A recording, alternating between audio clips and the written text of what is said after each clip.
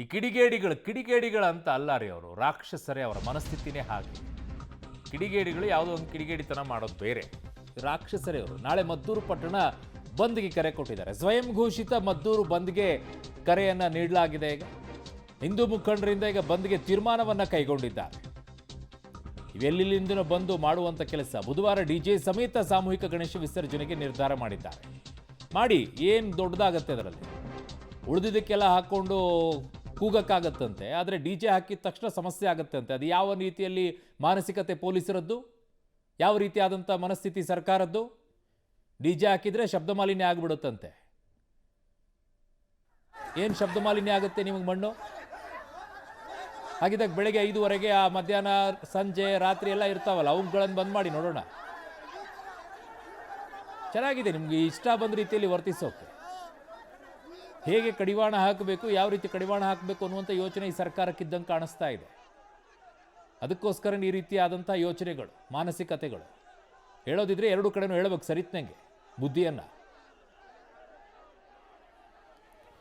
ನನ್ನ ಸಹೋದ್ಯೋಗಿ ಈಗ ವಿನಯ್ ನನ್ನ ಸಂಪರ್ಕಕ್ಕೆ ಸಿಗ್ತಾ ಇದ್ದಾರೆ, ರಾಮನಗರ ಪ್ರತಿನಿಧಿ ವಿನಯ್. ಈಗ ಬಂದ್ಗೆ ಯೋಚನೆಯನ್ನ ಮಾಡ್ತಾ ಇದ್ದಾರೆ.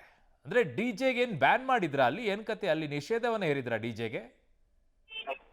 ವರುಣ್, ಏನಂತಂದ್ರೆ ಗಣೇಶ ಮೂರ್ತಿ ಮೆರವಣಿಗೆ ಸಾಗುವಂತ ಮಾರ್ಗದಲ್ಲಿ ಮಸೀದಿ ಬಳಿ ಡಿಜೆಯನ್ನ ಬಂದ್ ಮಾಡ್ಬೇಕು ಅನ್ನೋ ನಿಟ್ಟಿನಲ್ಲೂ ಕೂಡ. ಅಂದ್ರೆ ಆ ಮಸೀದಿ ಏನು ಪಾಕಿಸ್ತಾನದಲ್ಲಿ ಇತ್ತಂತ?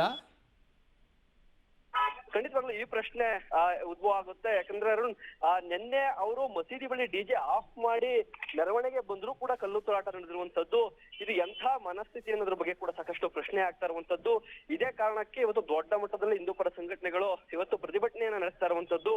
ಈ ರೀತಿ ಮಸೀದಿ ಒಳಗಡೆಯಿಂದ ಕೂತು ನಮಗೆ ಕಲ್ಲು ತೂರಾಟ ಮಾಡಿದ್ದಾರೆ, ಕೂಡಲೇ ಮಸೀದಿಯನ್ನ ಬಂದ್ ಮಾಡ್ಬೇಕು. ಜೊತೆಗೆ ಈ ಒಂದು ಪ್ರಕರಣದಲ್ಲಿ ಮಸೀದಿಯ ಒಬ್ರು ಧರ್ಮಗುರು ಏನಿದ್ರೆ ಅವರ ಕೈವಾಡ ಕೂಡ ಇರುವಾಗಿದೆ, ಅವರನ್ನು ಕೂಡ ಬಂಧನ ಮಾಡ್ಬೇಕು ಅನ್ನೋದ್ರ ಬಗ್ಗೆ ಕೂಡ ಇವತ್ತು ಹೋರಾಟವನ್ನ ಮಾಡ್ತಾ ಇರುವಂತದ್ದು.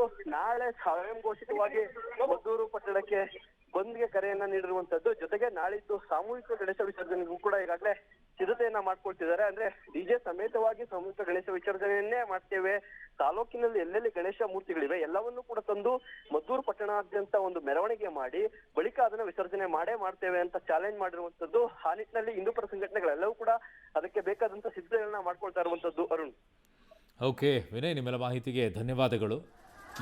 ಯಾವ ಕಡೆಗಿದ್ದೀರಿ ನಾವು? ಮಸೀದಿ ಬಂದರೆ ಅದರ ಮುಂದೆ ಡಿಜೆ ಆಫ್ ಮಾಡಬೇಕಂತೆ, ಆಮೇಲೆ ಆನ್ ಮಾಡ್ಕೊಂಡು ಹೋಗ್ಬೇಕಂದ್ರೆ ಅದೇನೋ ಬೇರೆ ಎಲ್ಲಾದರೂ ಬೇರೆ ದೇಶದಲ್ಲಿ ಇದೆಯಾ? ನಾಳೆ ನಮ್ಮ ಏರಿಯಾಗೆ ಬರಬೇಡಿ ಅಂತಾರೆ, ಹಂಗೆ ಹೇಳ್ಬಿಡ್ತೀರಾ?